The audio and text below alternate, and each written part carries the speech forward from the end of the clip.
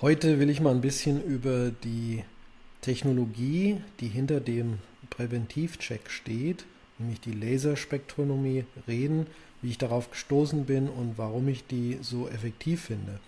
Die Geschichte da ist die folgende. Ich seit vielen Jahren, wahrscheinlich schon vor 5 bis 7 Jahren, hatte ich immer regelmäßig Messungen durchgeführt, Vollblutmineralanalysen, weil ich halt wusste, ich muss was tun, um den Körper wieder mal richtig flott zu machen. Und solche Blutmessungen, jetzt Vollblut-Mineralanalysen, sind natürlich der Goldstandard dafür, wie man es macht. Aber die sind auch immer recht aufwendig. Blut abnehmen, da sind Kosten damit verbunden, die recht hoch sind. Es dauert immer eine gewisse Zeit. Naja, wenn ich 2 Wochen warten muss, in der Zeit weiß ich nicht, was soll ich jetzt einnehmen. Ne? Und dann war ich durch Zufall mal, das war ein Partner, der ist da unten Richtung Odenwald, saßen wir im Büro, ein bisschen geredet und da sehe ich auf einmal dieses Gerät da rumliegen, so ein kleines, unscheinbares Gerät. Und da frage ich, was macht denn das Ding oder was ist denn das? Ah ja, damit misst man Mineralien. Und ich so, oh cool, Mineralien, das ist genau das, was ich brauche. Taugt das denn was? Ne? Und dann habe ich angefangen, mich dafür zu interessieren und die Technologie an sich jetzt, Laserspektronomie, das ist ja nichts Neues, das gibt schon seit Jahrzehnten. Ne? Das kommt aus der Physik. Da hat man praktisch einen Laser, in dem Fall geht er halt ins Gewebe rein, hier ne, an verschiedene Stellen in der Hand, geht ins Gewebe rein, reflektiert und die Reflexion jetzt durch diese Mineralien, die reflektieren halt in verschiedenen Frequenzen. Das ist, wie gesagt, eine sehr gut erforschte Technologie, die halt für auch andere Zwecke eingesetzt wird und daher sehr solide ist. Und dann dachte ich mir, ja, das ist ja cool, ne? Dann habe ich mal eine schnelle Möglichkeit. Und in der Tat war das dann auch so, dass ich gleich gesehen habe, hier die erste Messung gemacht. Wow, ne? War also genau da, wo ich es auch gedacht hatte, wo es ist, weil ich kannte ja auch die Blutwerte vorher.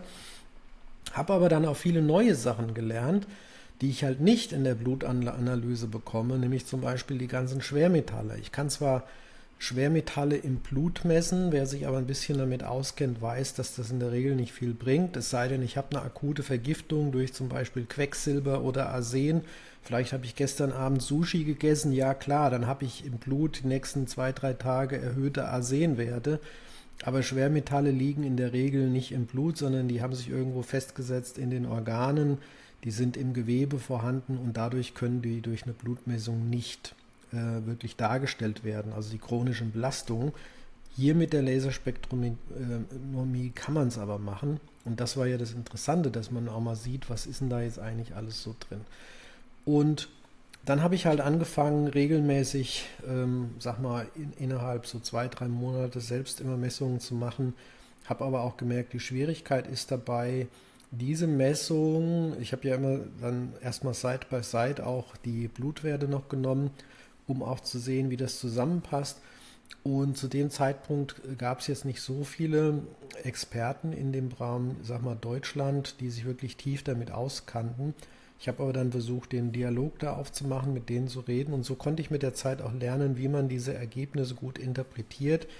Mittlerweile ist das schon im Laufe der Jahre hat sich das als weiterentwickelt. Man findet es in guten Privatarztpraxen, aber auch bei funktionellen Therapeuten und Medizinern kann man das sehen.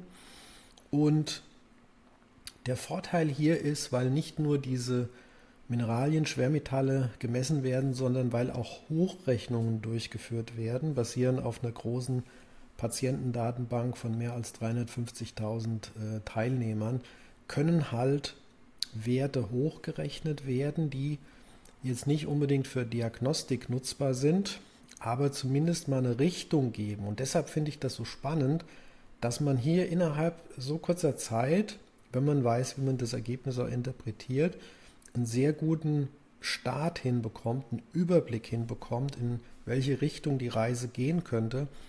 Und dann kann man das durch zum Beispiel solide Blutwerte ergänzen, komplementieren und kann so wirklich auch jetzt therapeutisch gesehen einiges bewirken.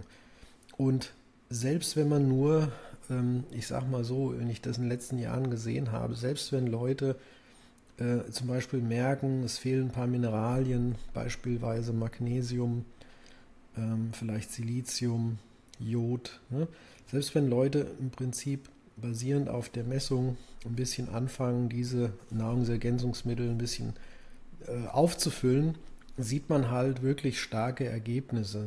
Ein Beispiel, ich hatte eine Klientin hier, die hatte das gemessen, da war insgesamt alles ein bisschen schwach.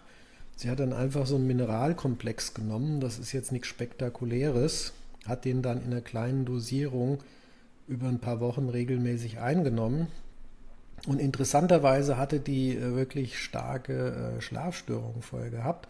Und auf einmal kam sie wieder und sagt, ich kann wieder schlafen wie ein Baby. Ne? Ich kann durchschlafen, ich schlafe tief und fest. Das kann passieren, wenn man diese wichtigsten Mineralien, da die als Kofaktoren im ganzen Körper im Zellstoffwechsel arbeiten, wieder anfängt, ein bisschen ins Lot zu bringen. Ich nutze die Technologie so bei mir in der Epigenetikpraxis. Ab und an biete ich so Aktionen an, wo man mal einen kostenlosen Präventivcheck bekommt. Es gibt auch einen Premium-Check, da gehen wir auch in die Schwermetalle tiefer rein. Ich habe verschiedene Programme, wo ich anbiete und wo ich die Sofortdiagnostik zum Beispiel mittels Laser immer mit integriere, weil uns das halt einen schnellen Start gibt, um da tiefer reinzugehen und dann auch gezielt zu wissen, welche Diagnostik ist zum Beispiel wichtig. Und wen das interessiert, in Form von Weiterbildung biete ich das auch an, wie man solche Messungen selbst durchführen kann, was man dazu braucht, wie man die Messungen interpretiert. Also viele Aspekte. Schau mal rein und wenn du das noch nie gemacht hast, melde dich gerne mal bei mir zu einer Messung.